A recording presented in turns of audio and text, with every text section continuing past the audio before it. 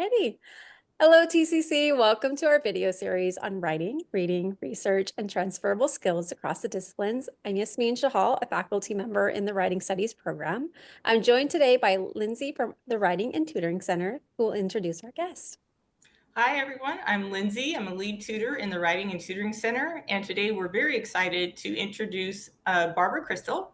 She's a writing studies professor, and she has her most recent work will be featured in an upcoming textbook, Ocean Literacy: The Foundation for the Success of the Ocean Decade.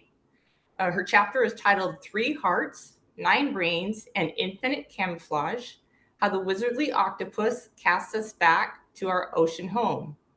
That's a great title. Thank you. It'll be published by Springer Nature. Thank you for that lovely Sorry. Thank you for that lovely introduction, Lindsay. I completely agree. Like, we're very thrilled to have you with us today, Barbara. And we have our first question for you. I'm going to take that one. All right. Tell us a little bit about yourself. What do you teach? What is your favorite course to teach? And what is one fun fact about you? Well, my entire life is actually interdisciplinary. I was born in Argentina and I moved to the United States with my family. And I was immediately immersed in school at a time where ESL was not an actual thing. Fortunately, I had my sister with me in my class, and somehow or other, between school and television, we learned English. But I really love the idea again of interaction, and that's why I focus on interdisciplinary studies, and that's why I actually cross disciplines. And my area of study is marine biology, notably octopuses, although I have other favorite invertebrates, and literature. And in that vein, I want to introduce students to the concept of literature and science going hand in hand, or humanities and science going hand in hand, and allowing my students to realize that their interest always has a science component. Therefore, my courses are both environmental humanities based, and that is also part of the sustainable pathways.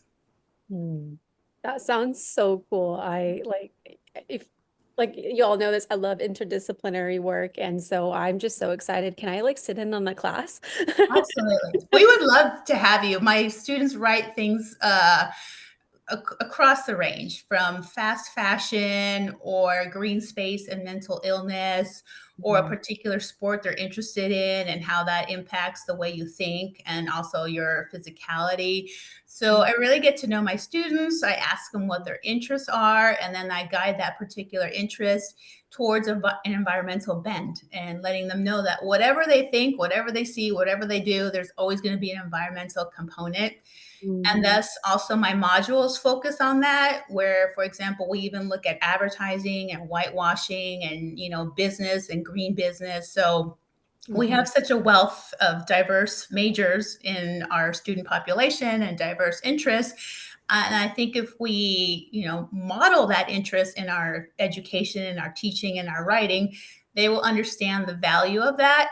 And actually immerse and invest themselves in the actual process of writing, which, of course, as we know, is a process. That's all of those transferable skills that you're talking about. I'm excited. I want to go. I want to come to your class. Absolutely. All Summer right. school starts anytime. Thank you. All right. So our next question is for students taking a class in your discipline. What would you like for them to know about writing, reading, research in your field? And does writing, reading, and research play a role in your teaching?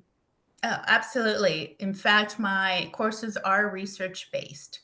And I have one assignment that I'm very proud of because it really does engage the students and allows them to do research across the spectrum, meaning they're not just doing scholarly research, but they're advancing their critical thinking and ability to assess what they read. And that really challenges to think about, what do you think and why do you think it? And I ask my students that all the time. You really have to understand your audience. And with your audience in mind, we are, of course, a scholarly institution, and we have ideals and we have curriculum. but there's also the real world. And so I'm very much an advocate of understanding that that conceptualization of transferring skills. And so when students do research, they do look at scholarly sources, but they also look at the internet. They look at YouTube videos, they look at websites, they look at TED Talks, they look at government sites, they look at nonprofit sites. And in doing so, they're looking at language and they're looking at the construction and organization of information. And that allows them to think about, okay, this source says this and this source says that. Where do I stand? How and why? So by looking at a variety of resources, I teach them how to ask questions. And what I would really like for them to know, and what I would love for all of us to work on together, is it's okay to have dialogue with the things that you read. And it's okay to question scholarly sources as much as it is to question Wikipedia. So, note taking, I think, is key because that allows you to have some kind of, ownership, for lack of a better word, of the work that you're engaged in, and ownership in really determining what it is you think and why do you think it, and be able to substantiate and support your position so that it has validity and merit. If I recall correctly, one of your assignments was an annotated bibliography, and I loved it so much because it also has that like information literacy part, which is so important right now. With AI and with just the abundance of information that we have. I love that it hit on that as well. Thank you. And I know other instructors from not this college, but other colleges, and my students have told me they've done bibliographies in the past, particularly in their high schools. And the added component I add is that they have to write a summary of the source, of course, but they also have to give their opinion of the content. And I find that to be the most challenging for students, to actually assess what they read and to criticize what they're reading in terms of how it's useful, helpful, what is jarring or destabilizing in any particular way. In addition, they also have to compare one source to another source. So in doing so, they're able to think about what is absent, what is missing, what is lacking, what demands more attention. And then that can guide them in terms of, okay, well, how do you want to redirect this conversation or take it forward? There is so much here that like just made me smile. Like I like that simple question. Why do you think this? Like why like to even Yeah. just in building that dialogue within through the research process, there's so much that you've said here that like makes me really excited, and I'm so excited that our students have you here at TCC because I think that's you exactly said it. It's research you should feel comfortable critiquing. You should be comfortable really diving into what you're trying to understand about a topic. And part of that to understand is you have to question. So I really like that healthy dialogue that not only do you create in your classroom, but you help them create with themselves. That is powerful, Barbara. Thank you. Yeah, well, I hope so. I mean, it's challenging, and as you know, we only have 10 weeks. And so, in addition to that particular assignment, which really is a scaffold to then writing essay one, so they have to transfer their research into presenting their own essay with their own thesis statement, and then they turn in or submit essay one, and then I evaluate that, and then they rewrite it for essay two. So it covers the ground, the requirements of the English courses for 3 formal essay assignments. In addition, they also have other assignments where I can be more critical of their structure in terms of their paragraphs or their word choice or how they incorporate evidence, which is really key. Another aspect that I find challenging for myself is how to help students incorporate evidence and actually discuss how the evidence supports, again, what they think, right? How does the evidence do what you claim it does? And still we see this proves that, fill in the blank. And so I'm trying to be mindful of reading more resources, educating myself to help guide a movement away from this proves that, etc. I love it. I'm with you on that. Oh my God. Mhm. And I just want to come to this class. So Always welcome, always. our next question is around Mhm. assessment, and you've already kind of answered this. So I guess we'll go a little deeper. What does effective writing, research, and comprehension look like in your field? Again, always a work in process, but I really, really cannot emphasize enough how fortunate we are to have such an amazing library and librarians, and for the librarians to create a scholarly guide to help my students understand how to research, and for me to actually start helping students begin to use the library and use it well. Oftentimes, we're trained, we go to Google, it's easy, even Google Scholar. And so, to really understand and have a comprehension of what you're reading, you need to have a library resource. And so, we're really, really fortunate to have that and to have amazing librarians to help in that regard. Um, what I really also try to emphasize, and again, things that I'm always trying to grow, is teaching students how to annotate, meaning to read and write simultaneously. And I think that really builds on comprehension because it allows them to put things in their own voice and it allows them to write out, this is what I think I read, or this is what I think is being said. And in doing so, it advances their comprehension in and hopefully exponential ways. Can't always to test that or measure that, but definitely that's one of my continuing ongoing goals is to help students understand that reading and writing is simultaneous and not a waste of time or something that is going to be tedious or demand that they do too much at one sitting. Thank you. All right, Lindsay, you got the next few questions. Yes, we're going to shift gears just a little bit. What do you recommend to students who are struggling to understand reading, writing, and research in your field? Is there anything specific you want our tutors to know about your courses? And what can tutors do to help students feel confident in navigating your classes? Um, just take my class and don't take any other class ever. Just one class a quarter. I wish we could be perpetual students. But the thing that I do recommend to my students is to also ask questions after they write a sentence. So if they write a sentence, and I'll just give you a silly little example, such as, we need to keep parks free.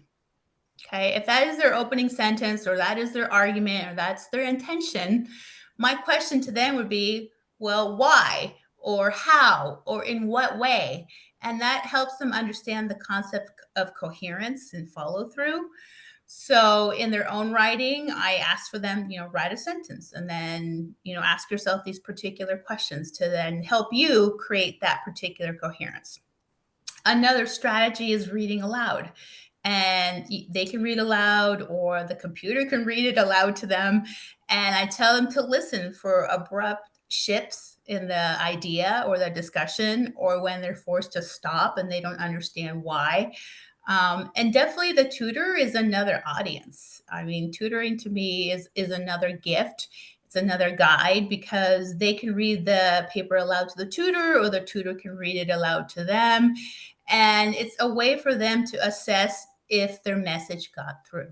And so the tutor can say, well, this is what I read, and this is what I think you're saying, or this is what now I think because of what you wrote. Is that accurate? And having that dialogue, that conversation, that exchange will not be threatening, of course, and also allow the student, the writer, the author to say, okay, you gave it an entire meaning I didn't have, right? And where did I go astray? I like what you say about having an audience, because a lot of times it makes sense in our minds. It just doesn't make sense to someone else Yeah. because we like mentally put those transitions there, but they don't always just translate very well. And you're right, it's a challenge because from the workshops I've attended, professional developments I've attended, from what I'm gleaning, students are not conducive to writing comments on one another's work. Mm. And even though we have discussions where we require students to, comment on your peers' work, and I've tried also recipeing it, meaning that step by step, comment on this, comment on that, say this, say this, say that, and I have a whole list.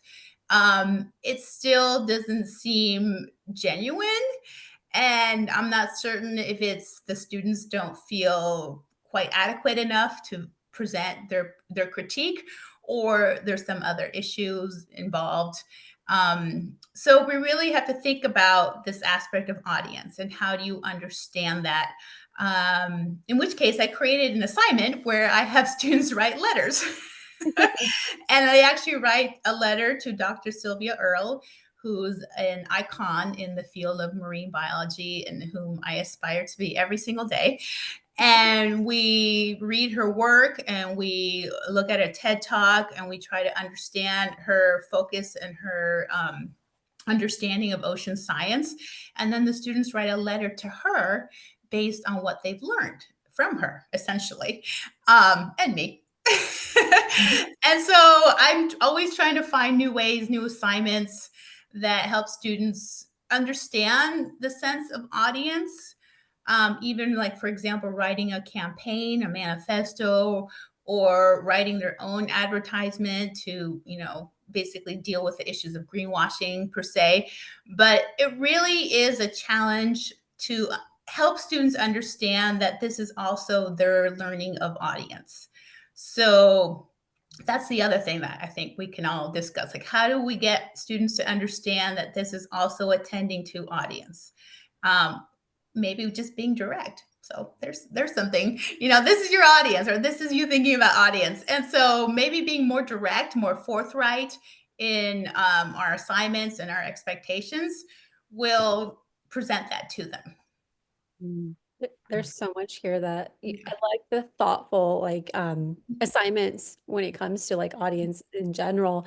And what I really appreciate is like I'm also in that same boat of how do we work peer review into a writing studies, classroom, English Yes. classroom. And it's one of those things I too like I've Mhm. removed in my courses because I feel like I would love to teach a whole course on how to question how to do that. Like how I feel like you could do a whole course on peer review. I will take that course with you or from you. And I think it's one of those things, what everything you said, it's like, it's exactly that. Like you have to, it goes back to what you said earlier. It's like you question, you critique, but then it's like, again, students might not feel that. And that's where I feel that tutoring center, like, you have folks that, are intentionally can see what audience, like they can help a student navigate audience. But then again, it's because of that training, right? And so when we only, like you said, only have 10 weeks, how do we navigate that? So I would love to see those assignments that you come up with because it's Yeah. exactly that. Like, how do we get them thinking about it? So there's so much I appreciate there. Thanks. Oh, so much I food. think maybe we should co-teach. And then there's two audiences and the tutor. We'll just keep building on this this class with more and No, more.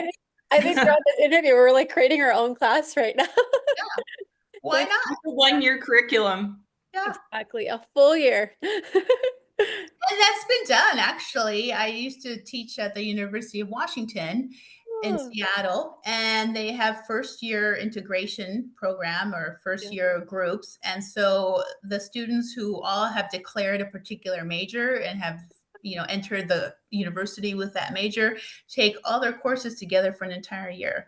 Oh, wow. Um, yeah, and so I created a program there called Blue Humanities, which was interdisciplinary and connecting the sciences with the humanities. And so I taught marine biology without a lab, and oceanic literature. Oh my goodness. So, and it was really wonderful when we would read 20,000 Leagues Under the Sea, and some of the students had parents who were submariners, meaning they lived in a submarine and worked in a submarine, and they were just incredulous. Like, that's not what the submarine looks like. I'm like, I can imagine it's not. Wow. I Right. Yeah, a program like that, like it sounds like, yeah, a learning community. And then it's just like that integrated approach. I feel like as writing studies professors, when we take that approach, I feel like that's an awesome responsibility to have and really get them connecting. Because I ask the basic question, like, Like, Yeah. how many of you don't want to be here because it's an English class? Their hands, all of them are almost up. And so I really like your approach throughout your courses where you're helping them connect, helping them understand that it's bigger than just writing studies in an English sense. It connects everywhere. So wow, I'm so excited to have you here today. Sorry. Oh, I just had a student who's interested in architecture and engineering, and he wrote an entire project on 3D printing and Ooh. how 3D printers are necessary to help relief in terms of, situations like a Hurricane Katrina, for example, Mm, where people are displaced and they need homes immediately. mhm. So it was amazing. Yeah, I love that. I'm like, I learned about 3D printing. Great. Oh, I love that. Yeah. So this next question is about foundational skills. What foundational skills would you like students to walk in with? What do you wish you had known when you started writing, reading, and research in your field or fields, I should say? Yeah.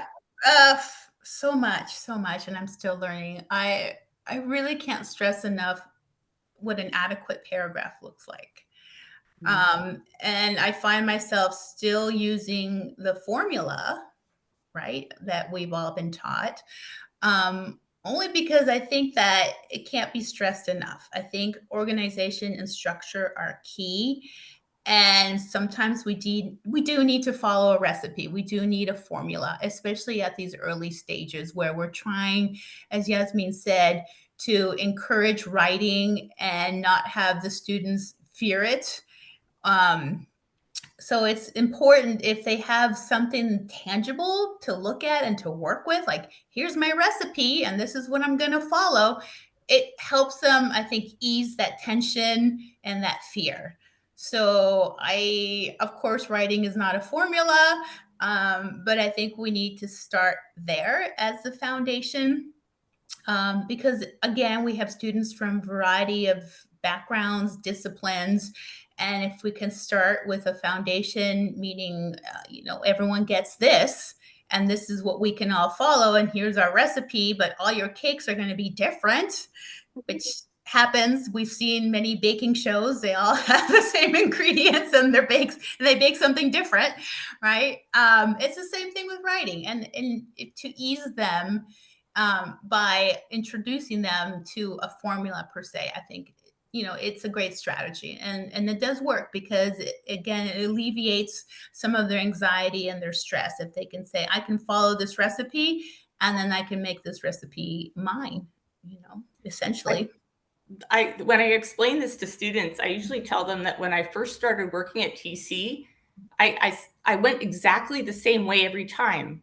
But now I know where I'm going to get where I need to end up.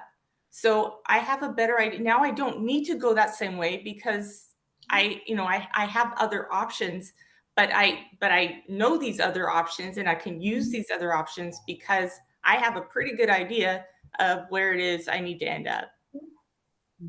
Exactly. So I wish that someone had actually taught me that, because when I focus on smaller pieces like a paragraph, it makes me pay more attention to the entirety of what I'm writing.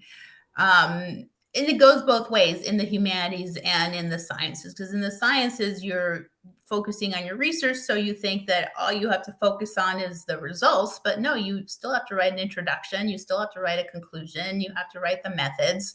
I mean, there's all these things, aspects to writing a scientific paper. And it still also has to congeal and coalesce and also provide evidence and reasoning and everything else that's involved in both sciences and in writing. I love this idea of like baking because I always tell my students you're like chameleons. And at the end of the day, you're a chameleon, but then it's like your colors will change. And I like the idea. I personally not the best cook. I leave that to my husband because he has that nutrition degree. But anyways, it's it's like being playful with writing. That's what I'm hearing here is like know that yes, you got the formula, but you can also change things up depending on who you're making that pie for or who you're making that cake for, right? And so maybe someone doesn't like blueberries and you think about that, you tend to that. I really like that analogy a lot. That's so cool. And I'm really sorry that train is going by right now. All right. That's why I always say the principles, because I do say the formula, here's the formula, but it's the principles of paragraph development, Mhm. right? Exactly, that structure. All right, so Mhm. my next question, we've kind of already been talking about like transferable skills. So, how do you learn about or ask students to reflect on the prior knowledge your students bring to your course?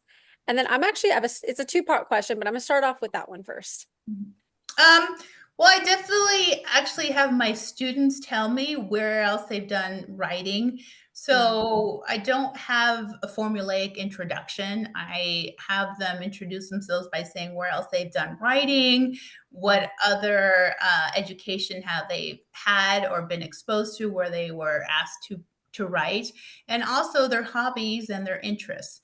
So in understanding them better, I can then suggest research for them to pursue or follow. So if someone tells me, they're not particularly interested in writing and don't really write, and they're a science major, but they also play soccer, then I can say, okay, well, here's some, articles on soccer and health or mental wellness or the development of some, new body configuration, whatever you want to go to. And all that is science and soccer.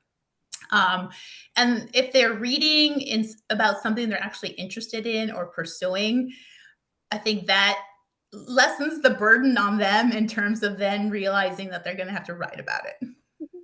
I've had a few of my, so I teach the athletics lending community, and I've had a few of my athletes take your courses, and they really enjoy how you encourage them to write about sports. You write it and you connect it all back. So I like how you use their prior knowledge as something they enjoy, and they can actually, when it comes to learning that new skill of writing, they get to just relax a little bit, which I really appreciate just hearing.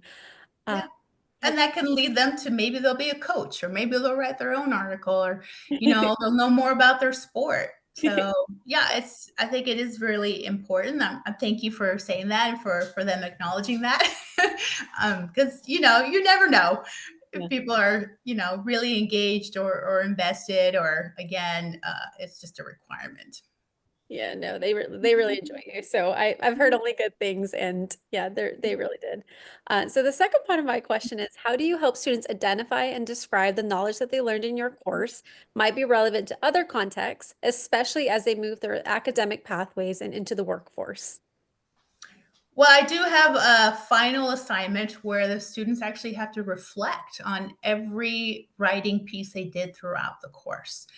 And by really focusing on creating both academic and creative pieces of writing, that to me is a way for them to understand how writing is a skill that is transferable and going to be vital for them, of course, in their workplace or other college courses. So, as I mentioned, they write a letter to Dr. Sylvia Earle. They also might write a short story or a moral or parable akin to Aristotle. After reading Silent Spring by Rachel Carson, another famed marine biologist, we also read The Lorax, for example, and The Giving Tree by Shel Silverstein. And then we see a video and learn about the ways that trees actually communicate. So this is up and coming science. And then they will also write their just response to do trees think, or what do you think of trees now? So the variety of assignments that I present to them is for me a way for them to understand how writing is applicable across disciplines, and of course in their workplace, if they have to write like a business model for protecting something, or if they have to write a campaign to protect something. So much good stuff here. Again, I'm going to keep saying it. I want to take your course. All right. So the next question is from Lindsay. Yes, it's an AI question. I know you address AI in your class. Mhm. So the question is, what is the role of AI in your classroom? How do you see students using it effectively? And does your industry require that students learn to use AI? That's such an amazing question because I've gone through so many seminars on AI, and the more I learn, the more I don't know, and the more things change. So have been adverse to using AI, although clearly I think that's not the best course of action because it's here. Prior to AI, I was using a application called Quillbot, where students can submit their own writing and then Quillbot will paraphrase it. It's not always the best paraphrase, but I was using it as a tool for them to understand the the rationale between paying attention to words and not paying attention to words. So word choice is key. Word choice is something that is felt and it's something that sticks with you. So you might say someone is angry, and the Quillbot would change it to, oh, the person was churlish. And so then you have to think about, do I want to use this fancy word? I've never heard it. I don't know what it means, but it'll make me seem really intelligent. Of course, that's not the case. We all know that. And so it's a way of me helping my students understand that if a word is not natural to you, in your everyday life, it won't be natural to you in writing, even though writing and speaking are two different tasks. But it's a way for them to start thinking about word choice. In terms of AI, I can see it definitely as a way to outline an essay and think about the problems. Um, my issues with that, of course, is as a writing teacher, looking at how do we present a formula, but also having students develop a sound argument and moving away from listing, A, B, C. This is my stance. So that is the challenge. And of course, apparently, I don't know if this is true or not, but AI can write your paper and make up evidence. I've not seen an AI paper in my courses, which I think is a testament to me writing assignments that don't lend themselves to that. But again, I'm not super familiar with AI, so I don't want to sit here and say I can beat the computer because I can't. So my goal, I suppose, is to make the work interesting and the work meaningful. And hopefully not have to deal with AI until I actually know what it actually is. I really appreciate what you just said right there. Like, I still want to learn what it is. Like, I always joke with my students, I'm dating AI or dating the Yeah. GPT. I'm still trying to understand how I feel about it. And I'm only Mhm. on date number 3 and don't know yet. And Yes. so, like, before I commit. And so I really appreciated that. It's like, when you create meaningful assignments and in general, like I already know your assignments are meaningful from this interview. And so, but in general, it's just this idea that you want them to have their own voice, right? And so you want them to really I like how it's Quillbot. I've heard of Quillbot, and it's if you do put a word in there and it doesn't really match with your own verbiage, then on the page it's going to show that. So I really like how you're helping them understand their voice on and off the page. I really appreciated that, hearing that. I use it myself, and I said, "Wow, what if I actually spoke this way?" It's so funny. I think it comes back to audience again. Yeah. Your audience will know whether your voice is authentic or not. And I think, it's a tool. It can help you think, but can it really emulate you? Well, probably not. Yeah, that's true. All right. So one last question, and before I stop with the recording, is there anything that we didn't cover that you would like students to know, or any advice that you would like to share with our students watching these videos? I know writing is laborious. I know it's difficult staring at a blank page. I know you've gotten a million different advices, right, from various teachers in terms of, well, free write or start with one paragraph at a time. My advice is do something. I mean, follow what you think is best for you. Definitely learn from all your instructors. Your instructors are just giving you tools, and they're giving you tools to advance your writing in some particular way. And one will work for you and one might not. But realize and understand that all your instructors are here to teach you, to give you their very best, um, however they see it. And they're all on your side. And, they're here to challenge you and critique you, help you focus. but writing classes are just as important, valuable, and necessary as all your other courses, and they do take time. And so try to avoid doing the assignments the hour before they are due because we want these assignments again to be something that's meaningful and that sticks with you. Like a nursery rhyme you learned as a child that you still remember now. Right. So, I mean, think about like writing in that way that the more time you can spend on it, the more you invest yourself in it, the more you realize that all your teachers are different. They're unique individuals. They're bringing in their diversity, their knowledge, their expertise, in however way they do that. And they're doing that for you. Thank you so much, Yeah. Barbara. I really enjoyed this interview. Lindsay, is there anything else that you would like to add before I stop recording? People should definitely consider taking Barbara's class, and she's got some wonderful assignments. 100%. I just Mhm. really appreciate your time. Thank you.